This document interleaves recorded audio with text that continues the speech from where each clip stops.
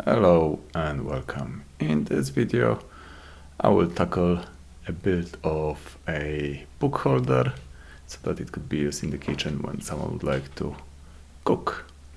Anyway, welcome to Wildtail Creative Design.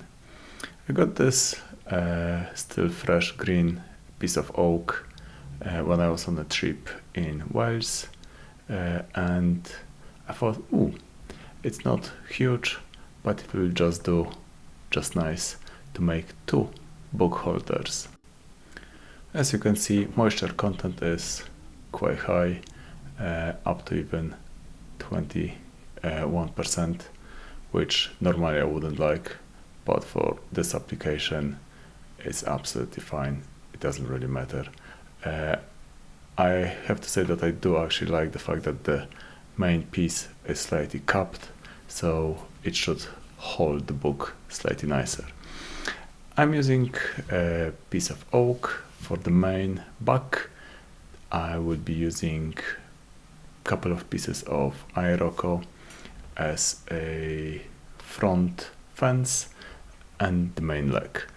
And for the main horizontal support of the book, I'm using a piece of English Plane Platanus. My miter saw, I think, has a capacity of around 260 millimeters or 280, can't remember, and I had to be slightly more creative how to cut it perpendicular to the center of the wavy slab. And yeah, it was a little bit of a challenge, but just on the borderline of making it happen. And the cuts are half decent, a little bit of sanding and it will be sorted. At this stage I had a great idea to make a front fence with little dowels, and this would hold the book in an open position. Hence I'm just getting another slice of oak so that it will be a nice contrasting set of or a row of dowels. And I'm using now my pillar drill to make all the dowels. And I thought, it would be good to run it in that direction of the grain so that it will be slightly stronger. However, the first one I tried just got completely stuck, and it just took me a few good minutes just to extract it with a knife. It was just pain in the backside. So I had to change technique from drilling in this grain orientation to perpendicular one, so that it will be just easier to drill multiple holes, and then use the bandsaw just to trim them all at the same time and be able to peel them off from the cluster. I have to admit that I'm really chuffed with the new blade for the bandsaw. I just transformed the tool. It used to be a painful process to try to cut anything, but with the new blade it's just working like a dream, so that was really worth spending a few quid on the new blade. I'm just roughly measuring where they like to have a book support fitted. Then I came up with a clever idea that I will just use a thickness of the book support to help me guide my circular saw to cut a groove, and I thought it would be that easy, and I will just remove the piece of timber and the required thickness will be done.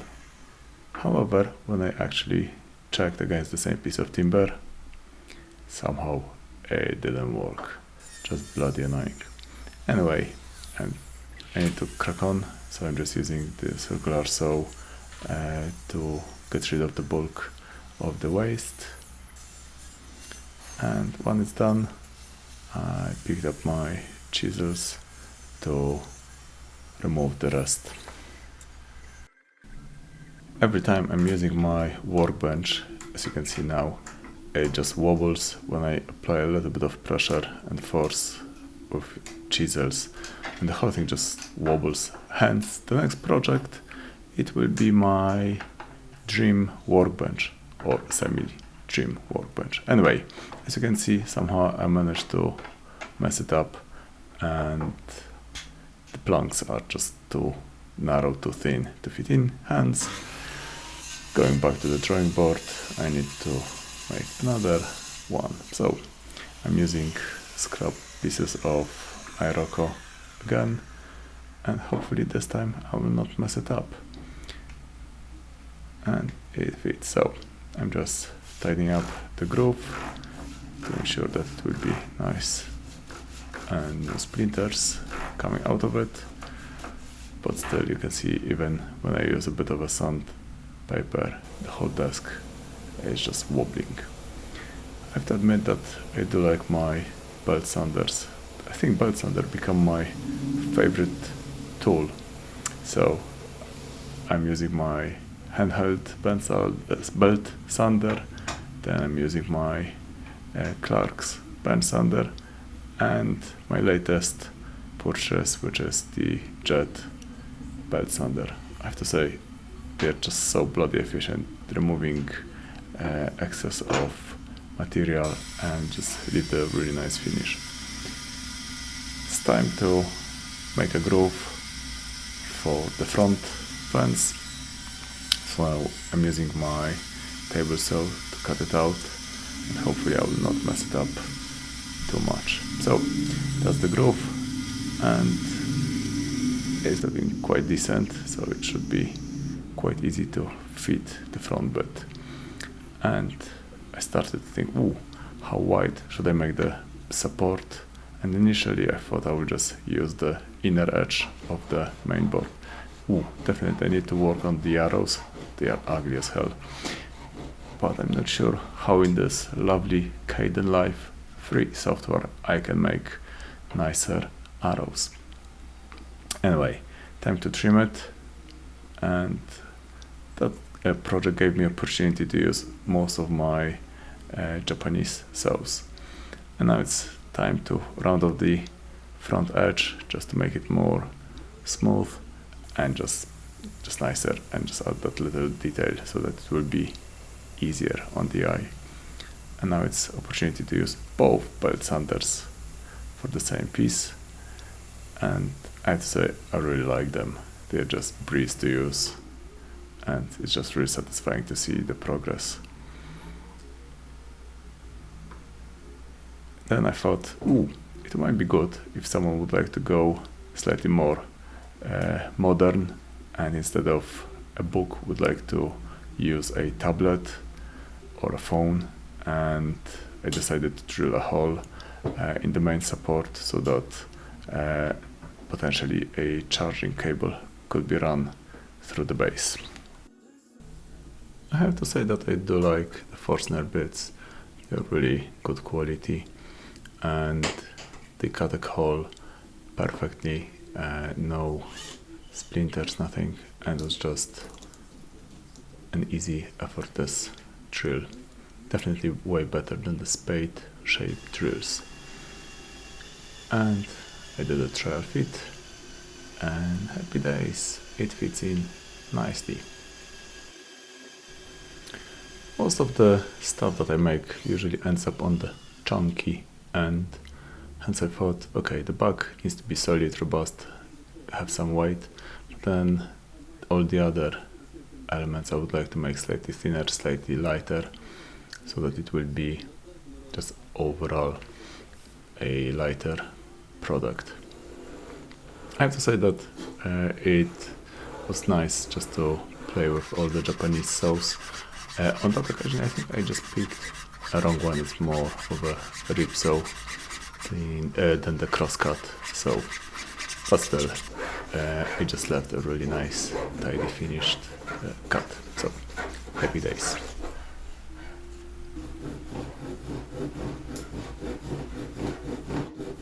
I wanted to make slightly different support at the back, and I thought by using a tape it will just look just more interesting and just something different. To achieve this, I did cut a piece along the grain full height, and then I used another Japanese saw just to trim it off, and then I have created two grooves for the tape. It's a coincidence, it's not an advert, but I actually bought this Trend Air Shield Pro, which is quite cool. I have to say that I was toying with the idea of buying something similar for the past couple of years, but always the price tag was a little bit on the higher end. On that occasion I just found it on auction for 100 quid. Unfortunately, some plonker returned this, but managed to steal the battery and the filter, so at the end of the day I had to buy a new set, which costed me a few quid, and all in it was probably around 200 quid. However, I'm really chuffed and pleased with the air shield. It's just a nice alternative, especially when I cut or sand something that creates lots of dust. At this stage you can, or I can, thread the tape from the side, and it just fits in quite nice and snug. I would not be able to fit it later on once the pieces are glued, hence I used a little bit more of a sandpaper just to round off the edges to allow me to actually fit the tape through. Now it's time to glue the back, and to try to give me as much chance as possible to hide the cut. I used the sawdust mixed with wood glue just to ensure that it will be invisible, or at least aim for it. And as you can see, what a plonker, I managed to spill glue in the process, but hey ho. Then I fiddle a little bit fitting this into the clamps just to ensure that they will be nice and secure. I had to hold it in place to ensure that they will not collapse on its own. And you can see that the glue that I used mixed with the sawdust is just slightly darker shade, and I'm quite pleased with the final outcome, which you will see in a second. So I'm wiping off the excess, and in the top left corner you can see the gluing process. Now I messed this one, how hard can it be? I need to glue this part as well, just to start the assemble process.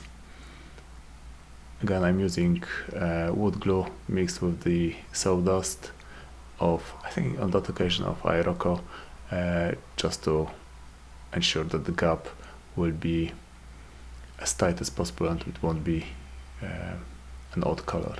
I have to say that it's the first time that I used the trick with the straw, and it's quite a nice trick, and it did work.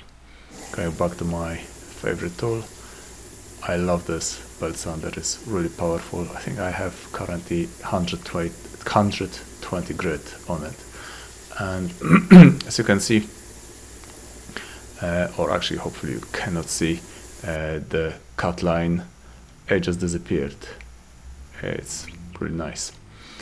And I thought, to make the leg slightly more interesting, I'll just round off the edge so that actually it will be a single point of contact, and hopefully it will hide any imperfections in the wood, or if the wood will slightly shift, it will be still nice and secure. And now it's quite funny, you can see, or maybe you can't, but I started to draw it upside down, and happily I carry on, and I was so close to cut a groove or a slot for the back support, wrong way around. So now I'm in the process of getting some sacrificial pieces of plywood just to create a nice shelf for the router to run around. This Erbauer router I have for the past 3.5 years is just out of warranty by a few months, and I used it, abused it on quite a few projects. However, the color is just gone, and in the process of trimming this one, I dropped a router bit a few times by a few mil, and it was really annoying. So I think it's the last time that I'm using this router, and it's time to upgrade. So that is the stage that I finally realized that I had it all set up upside down, and I saved it, as you can see, last minute before using the router, just on the last moment. So I wanted to hog out as much of the waste as possible, and on the right hand side you can see the idea, so that it will be, the leg will be nice and flush, hidden in the thickness of the book stand, and you might see a few drops in the level, and this is because of the fact that the bit just slipped out of the collar and just penetrated slightly too deep. So probably it would be good to have at this stage a router hand plane to actually smooth it off and just make it nice and even. I bought it actually at the time when I was recording the video, and I didn't have a chance to actually use it. I like this Japanese rasp. They are quite nice, they don't clog, and they are just easy and nice to use. Going back to the lovely belt sander, normally to sand off or make even smooth the end grain of hardwood like oak, it's usually a painful process, but on the belt sander it was just a breeze. So I just did it in maybe 30-60 seconds instead of faffing around doing this by hand. This is my first go at attaching hinge to the leg, and somehow I failed to do it. Additionally, because of the fact that the router dropped by a couple of mil, I thought I would just patch it up with sawdust and glue just to make the surface nicer. I know that no one will see it, but it was just annoying me and driving me nuts, so I had to fix it. And now it's time to finally assemble the book holding element. And because of the fact that the main oak piece is slightly concaved, it was harder to hog out a nice flat line. I did it, but as good as I could, but it was not as good as I would like it to be, but I don't think it really matters. And finally, it's time for some fun, which is usually not so bad when it comes to oiling. I have to say that I do like how the grain pops up, and it's just nice. I like how the Iroko looks like. It has so many interesting features, and it's just a really nice wood. It's really beautiful. And I have to say my second favorite one, I think, is the main support, which is English Plane. I like the grain pattern, how each face of the English Plane looks like. Oak is nice, I love oak, but in comparison I think the other two are just nicer woods. However, in the oak I like the edges. They are slightly spalted with that fungus infection in them, and because of this they have that really nice pattern, and it's just interesting. So I have to say all three pieces of wood just pop up when I apply the Osmo oil. On that occasion I just went with a single layer of Osmo, and I think it will do the job. I don't think that this will be exposed to much moisture. It will probably be in someone's kitchen, and there won't be much moisture. It will just hold the book, so should be fine.